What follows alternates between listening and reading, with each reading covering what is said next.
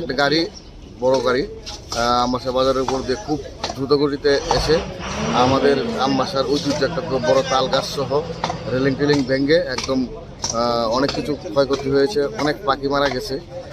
হয়তো মানুষ যদি সামনে থাকতো মারা যেত। তো এটা খুব দ্রুত গতিতে আসার ফলেই এরকম ধরনের অ্যাক্সিডেন্ট হয়েছে। হয়তো গাড়ির ড্রাইভার ঘুমের দূরেই ছিল। হ্যাঁ, এত সকালবেলা এইভাবে গাড়ি চালানো ঠিক হয়েছে। আজ কটা হয়েছে? 5টার আগে, সকাল 5টার আগে।